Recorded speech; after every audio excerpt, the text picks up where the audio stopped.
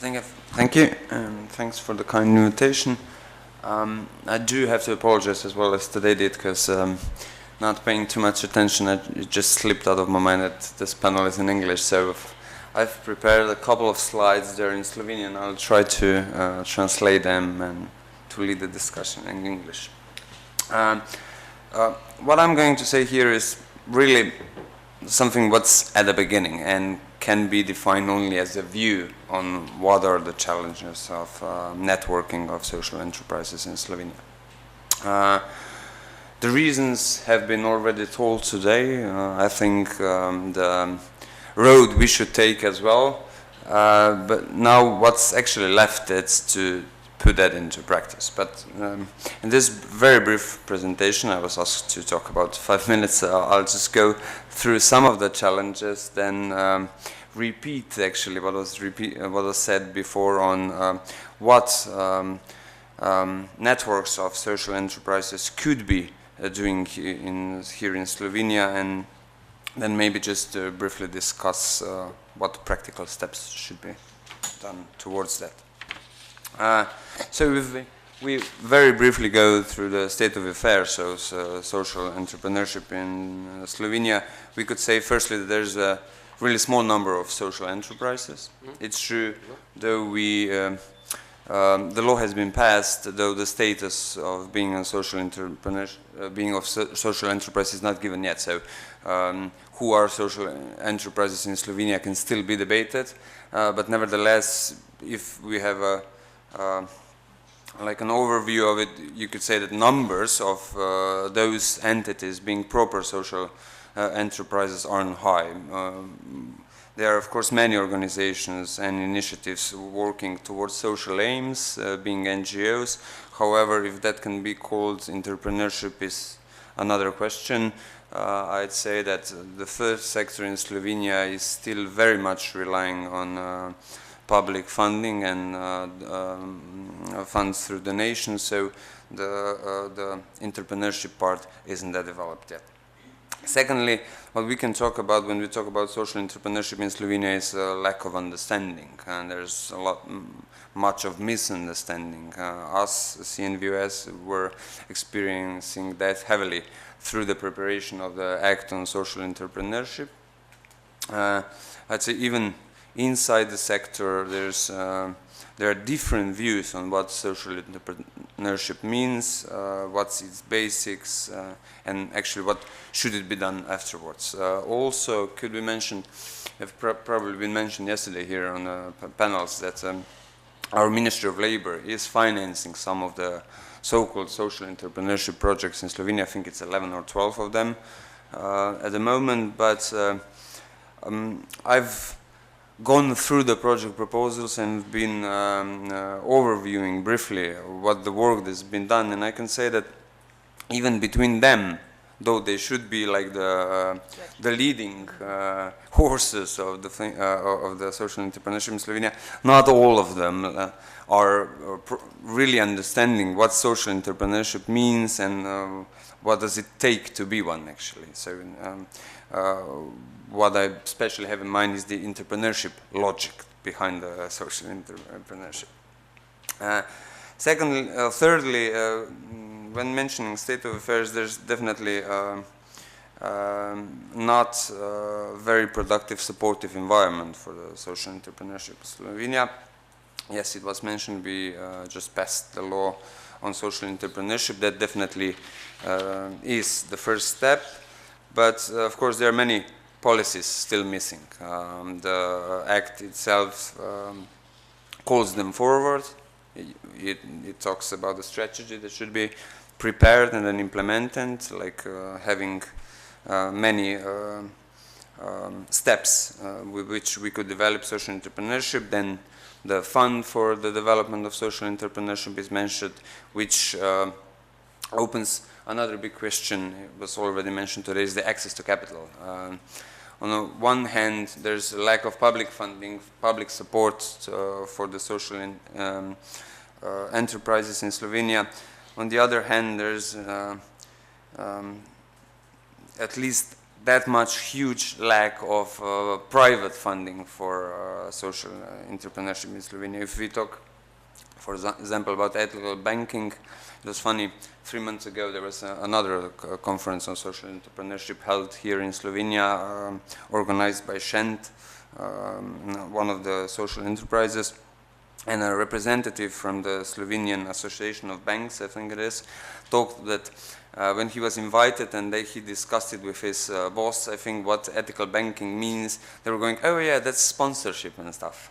So, so access to capital and ethical banking and openness of for-profit private sector towards social entrepreneurship and cooperation with social entrepreneurs enterprises, again, is another figure of Slovenian state of affairs for social entrepreneurship.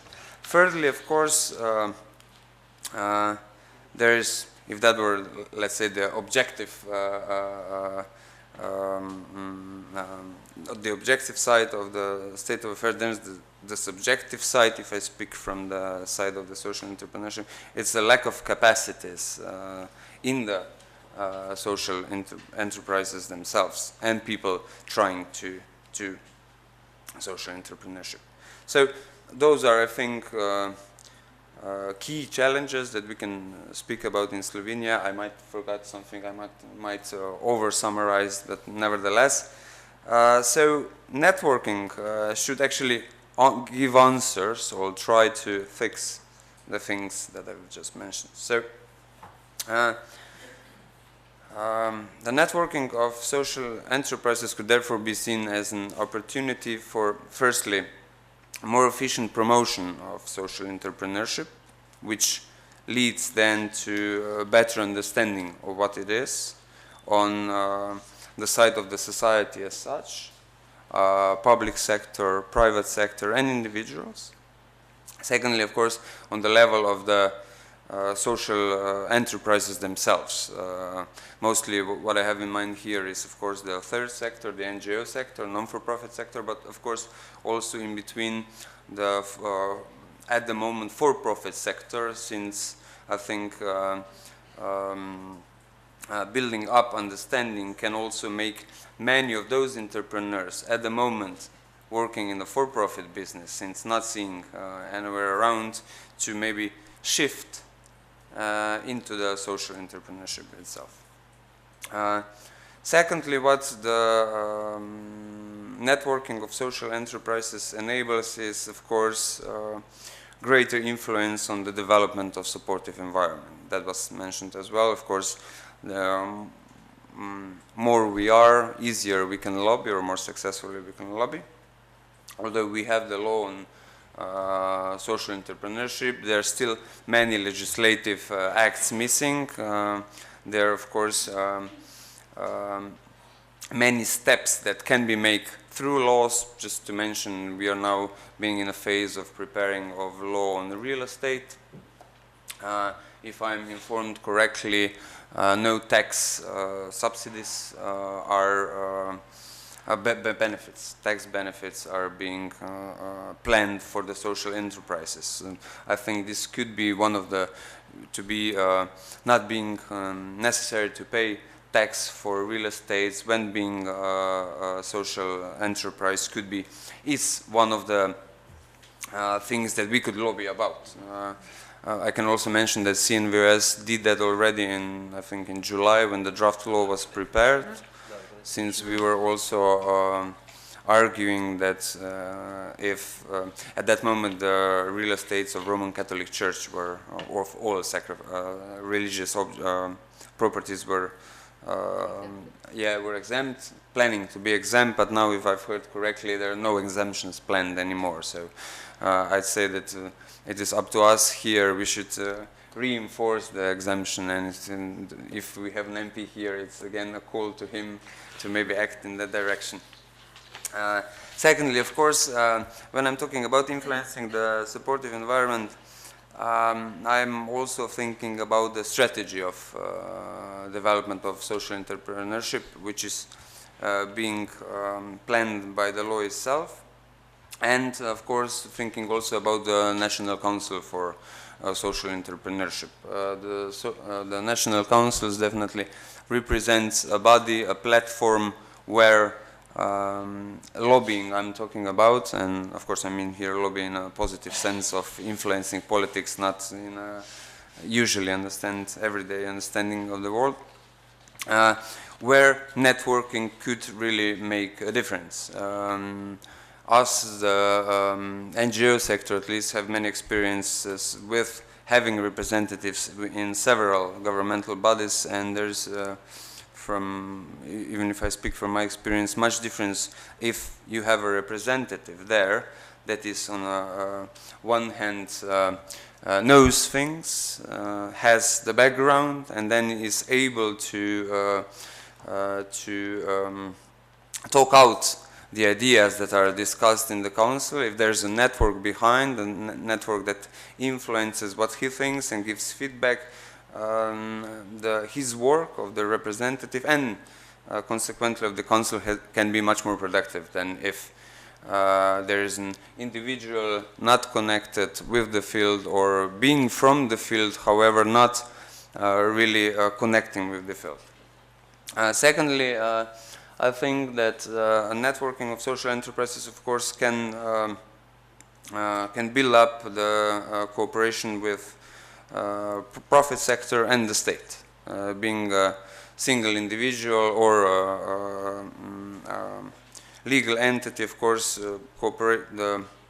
let's say the opportunities for cooperation aren't that high as if you act as a group. Secondly, also here could be mentioned, I think there are some Serbian practices on that where social enterprises cooperate themselves, like exchanging goods. Somebody is producing something and that is then used by another social enterprise. I think this is something what in Slovenia is still being not exploited, but explored. And exploited as well, yeah. Why not? And then, of course, after those things that the networking of social enterprises can bring at, there's of course some, let's call them inner matters that connecting of social enterprises can put forward. Firstly, of course, there's the capacity building of social entrepreneurs. I am aware and I am familiar also with, they are individuals and they're entities, either associations or even companies in Slovenia that are very skilled already in social entrepreneurship. However, there are many entities that are not. I think bringing them together can put us forward. It was already mentioned, standards can be developed, knowledges can be shared, ideas can be changed, and of course, good practices. So all that actually at the end brings also to building up innovativeness of the social entrepreneurship field, which the innovativity is, I would say, one of the key features of the social entrepreneurship. So that as a theoretical basis. So where we do actually stand. I can say that when the law was being prepared and then being in the legislative procedure, talks have been done by different partners in the sector. I am myself aware of at least 2 initiatives. One us CNVOS are members of, another was initiated by another group. I think not much has been done yet, just preliminary talks. I think it would be, when Tadej was mentioning national, sort of a hub of that forum maybe that could connect. I think this is a very good idea, having a forum, being an open body. I think it's a much more productive way of doing things than having a closed, let's say a council of private bodies, having a forum.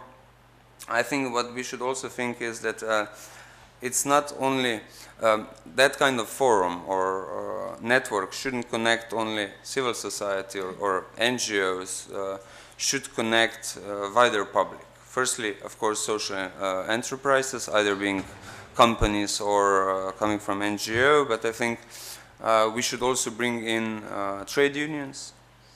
As we know, for the moment in Slovenia, trade unions have, let's say, mixed feelings about social enterprises. On one side, they see them as something that can be seen as something where you put the waste. The waste, the waste, waste of labor. Yeah. Where you put the waste of labor. Yes, exactly.